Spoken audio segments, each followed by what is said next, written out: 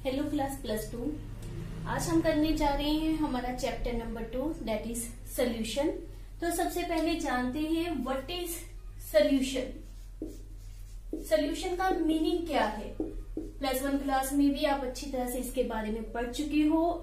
Solution is a homogeneous mixture of two or more substances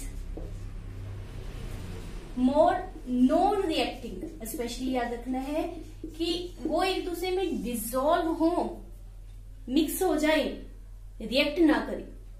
to और more non reacting substances It is a homogeneous mixture of two or more non-reacting substances whose composition can be varied within certain limit. Whose composition can be varied within certain limits. अब इस meaning को समझते हैं। First of all आ जाते हैं homogeneous mixture. वो आपने पहले भी पढ़ा है, जिसमें पार्टिकल का साइज वेरी वेरी स्मॉल हो। हमने पढ़ा था that is 10⁻⁹ metre. Up to this much size उनका होना चाहिए। जो भी कंपोनेंट इसमें प्रेजेंट है they should be in one phase. जैसे मान लेते हैं नमक को हमने पानी में घोला, अब हम उसको अगर टेस्ट कर रहे हैं तो ऐसा नहीं होगा कहीं पर नमक का टेस्ट ज्यादा आएगा, कहीं पर कम आएगा। सभी जगह पर एक जैसा ही टेस्ट आएगा। That means they are in one phase, that is a homogeneous mixture. Non reacting का मीनिंग आपको पता ही चल गया। Whose composition can be varied within certain limit. तो जैसे इन केस ऑफ कंपाउंड आपको पता ही है, जो कंपोजिशन थी, रेशो था, वो फिक्स था। यहाँ पर रेशो वेरिड हो सकता है। तो ये तो है हमारे पास व्हाट इज सोल्यूशन। इसके लिए एक और टर्म वैसे आपको पता ही होगी, जनरल है, कि सोल्यूशन को बाय द फिजिकल मेथड्स उसके कंपोनेंट में नहीं सेपरेट किया जा सकता। Physical method like the filtration, centrifugation और नंबर ऑफ आप कर चुके हो पहले से। तो इन फिजिकल मेथड से आप उनको सेपरेट इनटू देयर कंपोनेंट्स नहीं कर सकते। नेक्स्ट है, अब उनमें कितने कंपोनेंट प्रेजेंट है। लेट्स सपोज उसमें 2 कंपोनेंट प्रेजेंट हैं, तो उनमें से वन होगा सल्यूट, दूसरा होगा सॉल्वेंट। तो ये माइंड में रखना कि सोल्यूशन 2 चीजों से मिलकर बना होता है, सल्यूट एंड सॉल्वेंट। सल्यूट क्या होता है, जिसकी अमाउंट कम हो, लेस इन अमाउंट, और solvent which is in large amount, जो एक्सेस में प्रेजेंट होता है। अगर किसी में सिर्फ 2 कंपोनेंट हैं, जैसे पानी और नमक की मिक्सिंग की है, तो वो हमारे पास क्या होता है, binary solution if there is only 2 component, one solute, second solvent। अगर मान लेते हैं 3 कंपोनेंट हैं, तो उसको हम नाम क्या देते हैं, दैट इज टर्नरी सोल्यूशन। अगर उसमें 3 कंपोनेंट हैं, अगर 4 कंपोनेंट हैं तो याद रखना उसको कहते हैं क्वाटरनरी सोल्यूशन। अब बात आ जाती है कि अगर 3 है तो उसमें एक सल्यूट 2 सॉल्वेंट होगा। नो, ये हमेशा याद रखना कि सॉल्वेंट हमेशा 1 ही होगा। तो इट मीन्स अगर हमने 3 कंपोनेंट कही है तो उसमें 2 सल्यूट 1 सॉल्वेंट आ जाएगा। अगर 4 कंपोनेंट की बात कर रहे हैं तो 1 सॉल्वेंट और 3 सल्यूट आ जाएंगे। ये तो है on the basis of there component आपने टाइप्स बनाई है, that is binary, ternary and quaternary. इसके अलावा सॉल्वेंट और सल्यूट किस फेज में प्रेजेंट है, ऑन दैट बेसिस भी हम टाइप्स ऑफ सल्यूट करेंगे। हमारे पास 3 तरह के सॉल्यूशंस होते हैं on the basis of their physical state. One is known as solid solution, second is liquid and third is gaseous. Solid solution, liquid and last gases. Meaning क्या है, solution के ऊपर ही आपने माइंड में रखना है कि जो आपके पास सॉल्यूशन का नेचर है उसमें सॉल्वेंट का नेचर भी वही होगा। मीन्स अगर हम सॉल्वेंट की इसमें बात करते हैं तो सॉलिड सॉल्यूशन में सॉल्वेंट सॉलिड होगा, लिक्विड सॉल्यूशन में सॉल्वेंट लिक्विड होगा और गैसियस में गैस होगी। ये जरूरी है कि सॉल्यूशन और सॉल्वेंट का नेचर सेम होता है। बट अबाउट देयर सॉल्यूट,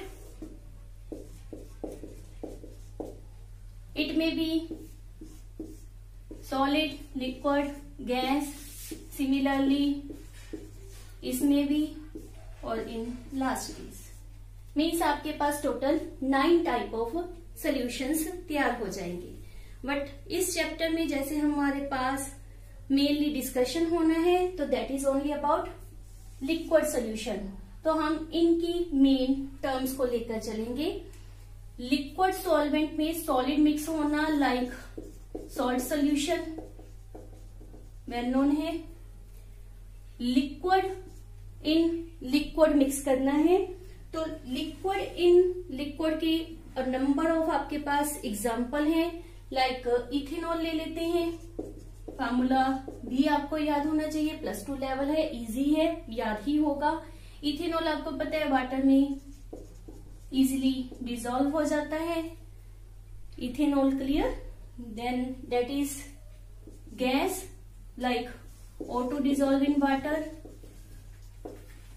जैसे आपको पता ही है जो भी जल में मछलियां होती हैं तो वो किस तरह से ब्रीथिंग करती हैं, by taking the oxygen present in water. तो इट मीन्स वाटर में कुछ अमाउंट, ज्यादा नहीं, कुछ अमाउंट ऑफ ऑक्सीजन डिसॉल्व होती है, तो वो हमारे पास क्या रहता है, लिक्विड में गैस डिसॉल्व। या आप कोई भी सॉफ्ट ड्रिंक, कोल्ड ड्रिंक का एग्जाम्पल दे सकते हो। तो अब इनकी लिक्विड सोल्यूशन की इन टाइप्स के बारे में या इनको डिटेल में हम इस चैप्टर में आगे करेंगे। नेक्स्ट हमारे पास है term that is known as concentration. Very very important term. ये हमारा मेन चैप्टर या आपका जो न्यूमेरिकल पोर्शन है वो मेनली डिपेंड किसके ऊपर करता है, कंसंट्रेशन। कंसंट्रेशन को कैसे समझेंगे कि लेट्स सपोज आपने चाय बनाई, गेस्ट आए थे, चाय बनाई, रिजल्ट क्या आया, चाय अच्छी बन गई। तो मेनली गेस्ट का क्वेश्चन क्या होता है कि कितनी शुगर ऐड की गई नॉर्मली। तो मेन क्वेश्चनिंग किसके लिए होती है या डिपेंडेंसी किसके ऊपर होती है, अमाउंट ऑफ सल्यूट के ऊपर। तो हमारे पास कंसंट्रेशन का भी वही मीनिंग है, amount of solute. Okay, amount of solute present in non amount. हम इस एक चीज को तो फिक्स लेकर ही चलेंगे, नॉन अमाउंट ऑफ सॉल्वेंट और सॉल्यूशन। इस चीज की कैलकुलेशन करना ही क्या कहलाता है, concentration. Amount of solute present in non amount of solvent और सॉल्यूशन। कंसंट्रेशन टर्म को रिप्रेजेंट करने के लिए हमारे पास बहुत सी टर्म है, उसमें से सबसे सिंपल से हम स्टार्ट कर रहे हैं, that is known as percentage. बिल्कुल सिंपल टर्म है। परसेंटेज आप मार्क्स की भी निकालते हैं, your number upon total number into 100, सभी के माइंड में सेट है परसेंटेज क्या होती है। तो यहाँ पर हम सबसे पहले परसेंटेज की टर्म ही लेकर चले हैं। परसेंटेज दो तरह की होती है, percentage by mass and second percentage by volume. Clear? तो सबसे पहले परसेंटेज बाय मास का मीनिंग क्या होगा? मान लेते हैं दो कंपोनेंट है, हम बाइनरी सोल्यूशन को ही मेनली लेंगे, एक का नाम ए दूसरे का B. Let's suppose solute and solvent दो चीजें हैं, इसको हम बी का नाम दे देते हैं, सॉल्वेंट को ए का नाम दे देते हैं, कोई मर्जी आप दे सकते हो, ए बी। क्लियर? तो हमारे पास let percentage by mass of B calculate करना है, इसको आप m ओवर m से रिप्रेजेंट करते हो, W ओवर W भी commonly use W over W ही किया जाता है। Percentage by mass is represented by W over W। तो क्या आ जाएगा? Mass of that particle, that component जिसकी आपने परसेंटेज कैलकुलेट करनी है, अपॉन टोटल मास। और परसेंटेज कैसे कैलकुलेट करते हैं? Out of 100। तो ये हमारे पास परसेंटेज बाय मास कैलकुलेट करने का मेथड है। इसमें एक बात जरूर याद रखना कि लेट्स सपोज आपके पास किसी भी टर्म के लिए कह देते हैं कि that is 4% W over W, that is percentage by मास। तो इट मीन्स क्या है कि 100 gram of solution contains 4 gram of given substance, जिसके लिए भी आपको रेफर किया गया है। तो ये हम मानकर ही चलते हैं कि जो हमारे पास टोटल मास होगा वो क्या होगा? 100 ग्राम। क्लियर? ये हमने मानकर ही चलना है कि जो हमारे पास टोटल मास होगा वो क्या होगा? 100 ग्राम। सीजीएस सिस्टम में ही आपने इसको लेना होता है। तो डेफिनेशन भी आप रेफर कर सकते हो, that is weight of solute present in 100 gram of solution is called as percentage by mass. दूसरा हमारे पास है परसेंटेज बाय वॉल्यूम। ये हमारे पास दो तरह से कैलकुलेट करनी होती है। लेट सॉलिड सोल्यूट को डिसॉल्व किया गया है इन द लिक्विड। डिसॉल्व करने के लिए ऑब्वियस है लिक्विड ही लेते हैं, तो उसको हम कहते हैं W over V। W over V means let, इसी तरह से ही हम B के लिए कैलकुलेट कर रहे हैं। तो हमारे पास क्या होगा? मास ऑफ B, ऊपर तो मास ही लेने, W हमने रेफर किया है, नीचे टोटल वॉल्यूम इंटू 100। तो इसका मतलब क्या है? Mass of solute present in 100 millilitre. अब हमारे पास टर्म क्या आ जाएगी? 100 millilitre of solution. Mass of solute present in 100 millilitre of solution.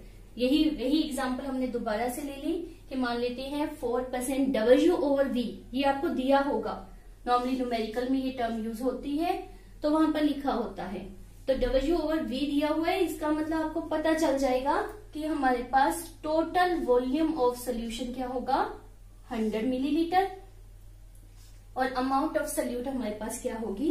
4 ग्राम। दूसरा है हमारे पास सोल्यूट मान लेते हैं लिक्विड है, तो अब हमारे पास टर्म क्या आ गई? Liquid in liquid. तो दोनों का एक्सप्रेशन किस में लेना है? In terms of volume. कैसे लिखेंगे?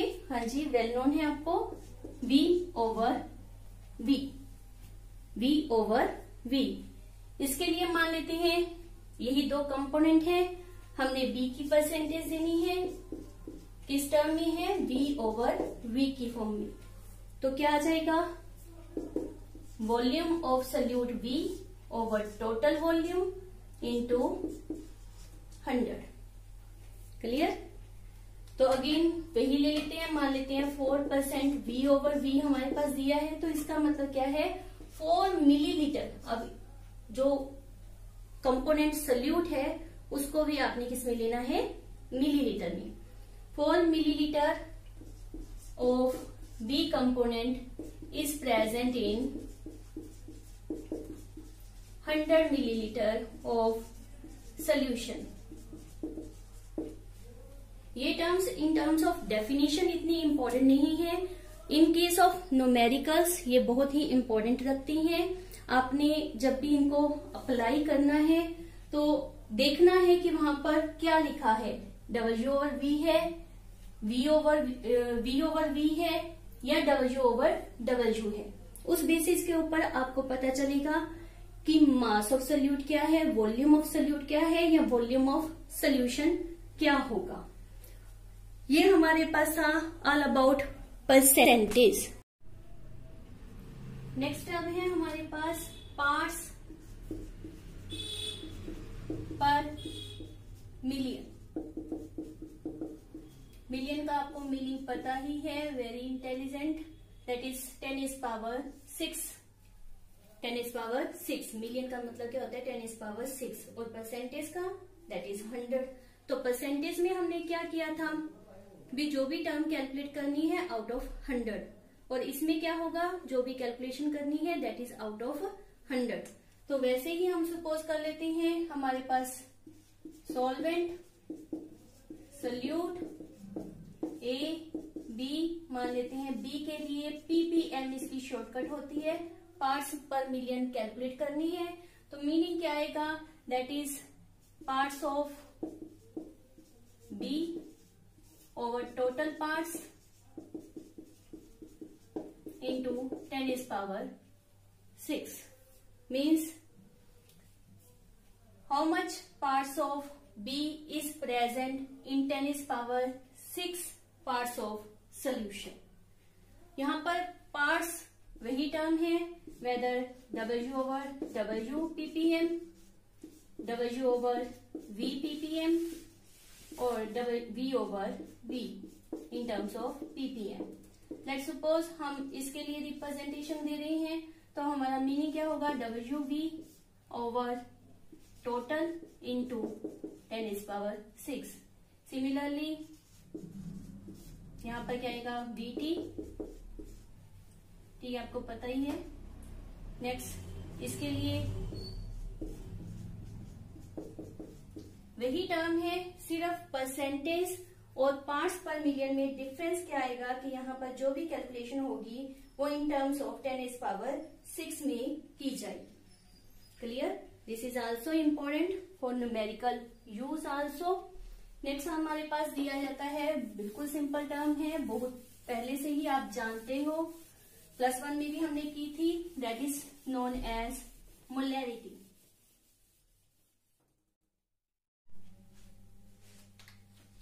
मोलैरिटी,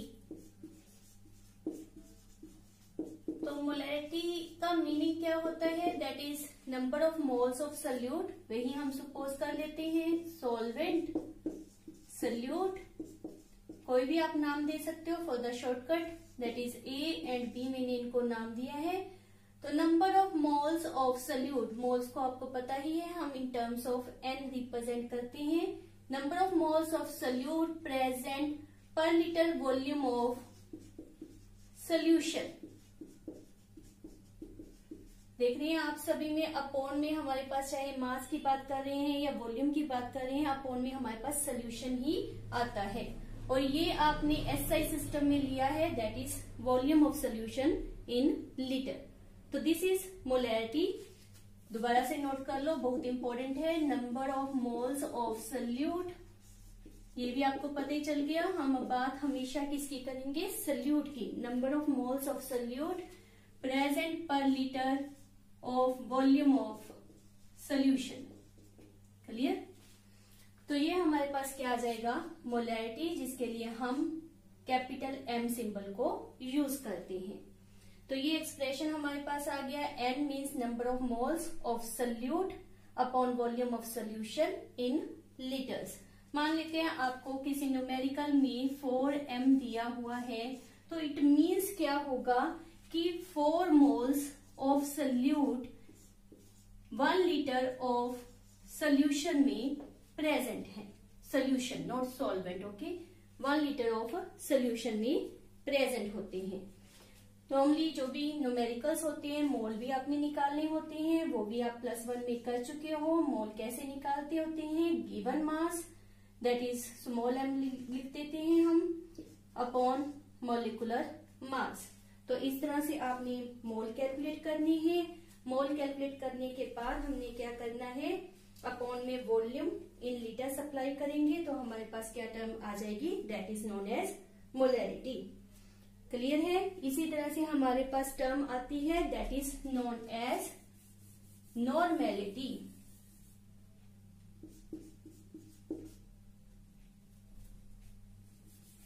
नेक्स्ट हमारे पास टर्म क्या है, normality.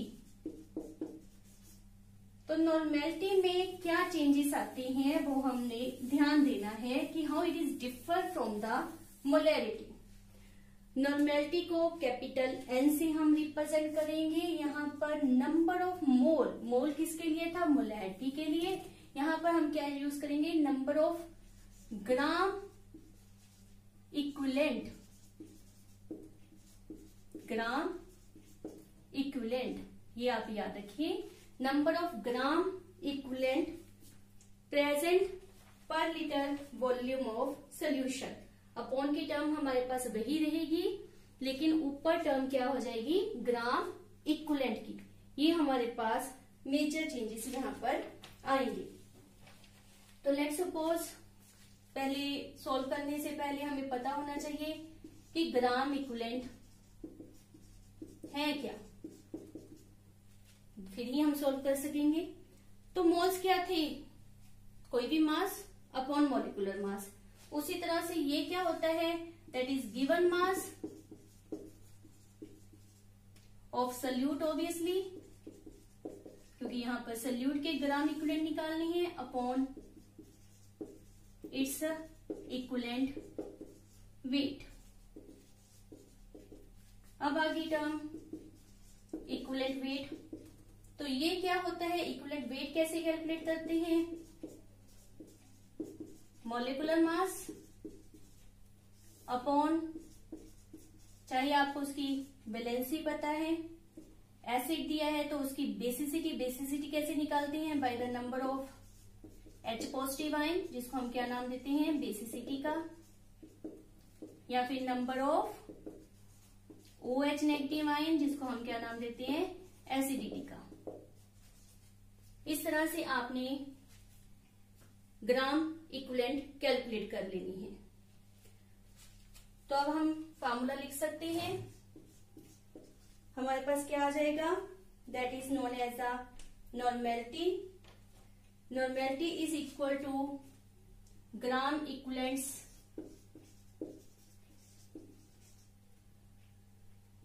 Of solute upon volume of solution. Clear. ये वॉल्यूम ऑफ सोल्यूशन अगेन किस में होना चाहिए, एसआई सिस्टम में, इन लीटर्स। यदि हम उसी तरह से जो हमने अभी सॉल्व किया है उसको पुट कर देते हैं तो क्या रिजल्ट निकलता है वो भी हम चेक कर लेते हैं। हमारे पास क्या दिया हुआ है, ग्राम इक्विवेलेंट की जगह given mass upon equivalent mass लिखने है, और इक्विवेलेंट मास की जगह मॉलिक्यूलर मास अपॉन वैलेंसी लिखनी है। तो वही हम अप्लाई कर रहे हैं।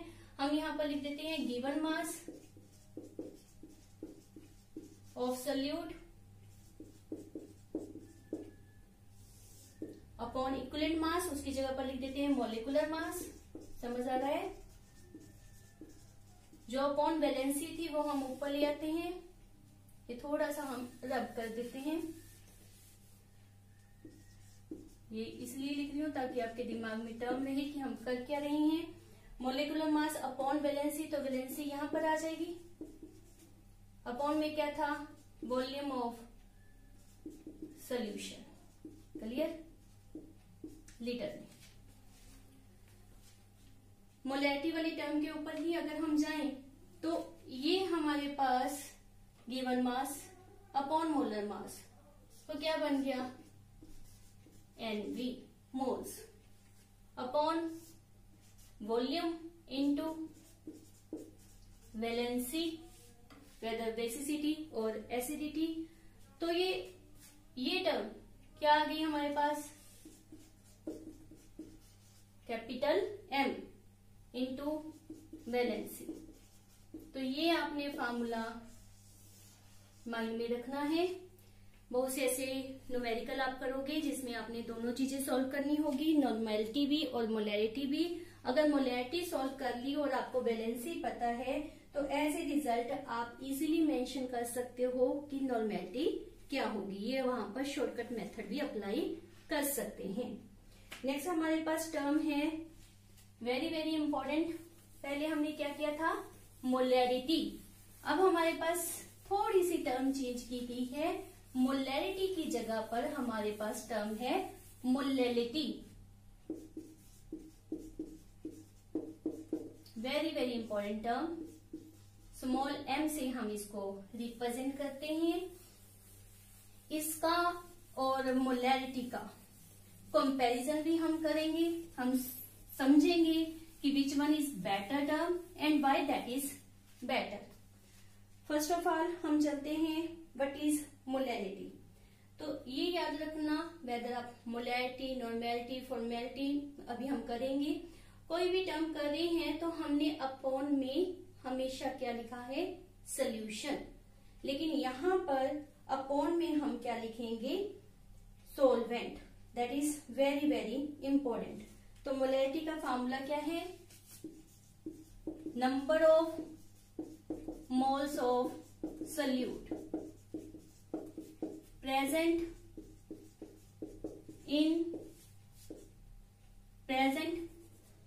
per kilogram of solvent, present per kilogram of solvent। ये स्पेशली याद रखना है। इसमें हमने सोल्यूशन नहीं लिखा, इसमें हमने क्या लिखा है, सोलवेंट। किस तरह से रिप्रेजेंट करेंगे, स्मॉल m, वहां पर कैपिटल M था, यहाँ पर स्मॉल m है।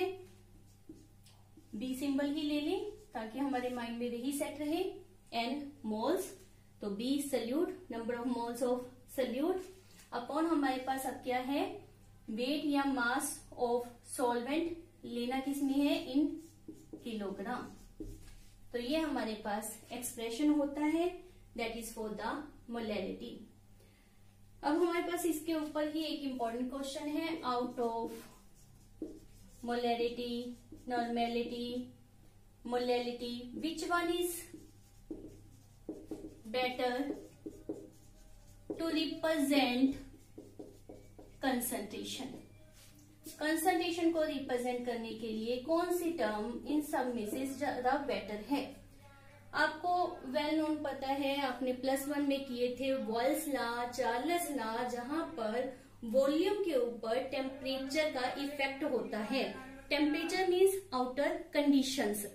तो हमारे पास मोलैरिटी या नॉर्मेलिटी, इनमें हमारे पास वॉल्यूम को यूज किया गया है और वॉल्यूम हमारा टेम्परेचर से इफेक्टेड होता है। तो इट मीन्स टेम्परेचर चेंजेस करने पर मोलैरिटी या नॉर्मेलिटी चेंज हो जाएगी। इन चेंज ऑफ टेम्परेचर, अगर टेम्परेचर में चेंज हुआ, एक्सटर्नल कंडीशंस चेंज हुई, तो मोलैरिटी नॉर्मेलिटी चेंज हो जाएगी। व्हाई? बिकॉज टेम्परेचर चेंज करने पर वॉल्यूम चेंज होता है। आपने किया था V is directly proportional to T। अगर टेम्परेचर इंक्रीज हुआ, वॉल्यूम इंक्रीज हो जाएगा। वॉल्यूम इंक्रीज हुआ तो ये आपका एक्सप्रेशन था। अगर ये इंक्रीज हुआ तो ये हमारी क्या हो जाएगी, डिक्रीज। इट मीन्स मोलैरिटी या नॉर्मेलिटी आपको फिक्स वैल्यू ऑफ कंसंट्रेशन नहीं देती, जबकि हमारे पास मोलैलिटी एक ऐसी टर्म है जहां पर हमने वॉल्यूम को यूज नहीं किया, हमने यूज क्या किया है, वेट। तो वेट के ऊपर टेम्परेचर का कोई इफेक्ट नहीं होता। So that is much better term in comparison of molarity. तो ये याद रखना, out of these 3 small m, जिसको हमने क्या कहा था, molality, that is the better term to express concentration. Next हमारे पास जो टर्म है वो सिंपली आपने माइंड में रखनी है, बहुत कम यूज होती है, दैट इज फॉर्मेलिटी। एफ से उसको रिप्रेजेंट किया जाता है। ये नॉर्मली मोलैरिटी के जैसी ही है, ये दोनों में कोई ज्यादा डिफरेंस नहीं है। सिर्फ हमने माइंड में क्या रखना है कि फॉर्मेलिटी टर्म हम तब यूज करते हैं जब हमारे पास आयनिक सॉलिड यूज किए जाते हैं। आयनिक सॉलिड में मोलैरिटी के कंपैरेटिव हम जो एक्सप्रेशन कंसंट्रेशन के लिए देंगे वो क्या होगा, फॉर्मेलिटी। और फॉर्मेलिटी को डिफाइन कैसे करते हैं, number of gram formula masses, number of gram formula masses. Actual में ये है क्या, एन पॉजिटिव या Cl नेगेटिव के लिए नंबर ऑफ मोल्स, तो कोई ज्यादा डिफरेंस नहीं है, वही टर्म ही है, number of gram formula masses present per litre of solution. Clear. अगर फॉर्मेलिटी उन्होंने कहा है, आपने मोलैरिटी का फॉर्मूला ही लगाकर सॉल्व कर देना है, वही आंसर आपका आएगा। जो नॉर्मल फॉर्मेलिटी के लिए है वही मोलैरिटी के लिए भी आएगा। अब हमारी आज की last term which is also important, बहुत से हमारे पास इसके ऊपर न्यूमेरिकल्स भी हैं, that is known as mole fraction. Mole fraction को माइंड में रखिए, हम x से रिप्रेजेंट करेंगे। फ्रैक्शन मतलब उसका हिस्सा।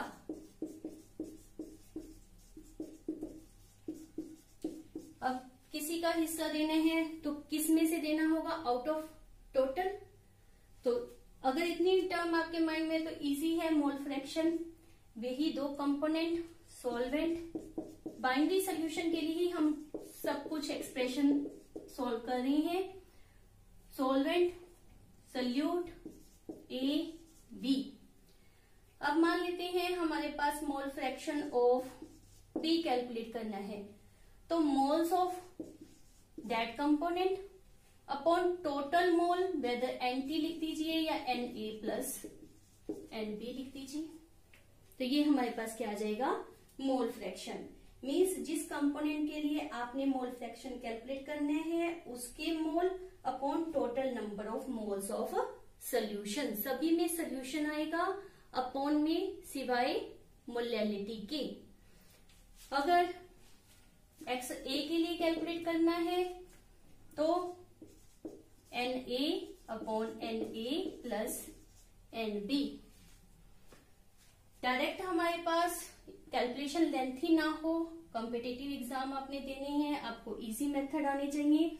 तो मान लेते हैं आपने XB कैलकुलेट कर लिया, XA कैलकुलेट करने के लिए दोबारा से लंबी कैलकुलेशन ना करनी पड़े, उसके लिए एक इजी मेथड है। वो क्या है, दो कंपोनेंट थे, हमने दो को ऐड अप कर दिया, क्या रिजल्ट आया, Na प्लस। सिमिलरली एलसीएम लिया, मीन्स XA प्लस XB हमारे पास किसके इक्वल आया, 1 के। तो अगर मेरे पास XB मान लेते हैं 5 है, तो 5 न लेते हैं हम, 0.5 ले लेते हैं लेट। तो XA हमारे पास क्या आ जाएगा, 1 minus 0.5 that is 0.5। Lengthy calculation नहीं करनी पड़ेगी। अगर बाइनरी कंपोनेंट नहीं है, मान लेते हैं उसमें A, B, C बहुत सारे कंपोनेंट हैं, तो भी हमारे पास उन सभी का एडिशन किसके इक्वल आएगा, 1 के इक्वल। ये फॉर्मूले के द्वारा आप न्यूमेरिकल में बाय शॉर्टकट मेथड एक या दो मोल फ्रैक्शन कैलकुलेट करके बाकी सब मोल फ्रैक्शन को कैलकुलेट कर सकते हैं। This is all about concentration term, whether percentage, parts per million, molarity, normality, formality, molarity specially, mole fraction, this all are very important. फार्मूले को याद रखिए, न्यूमेरिकल बहुत दिए हुए हैं आपके पास and they are very very important. उनको सॉल्व कर करके देखिए, कोई डाउट है मुझे कमेंट बॉक्स में जरूर पूछिए। अच्छी तरह से मेरी वीडियो को समझने की कोशिश करें और मेरी वीडियो को मैक्सिमम लाइक एंड सब्सक्राइब जरूर करें। Thank you.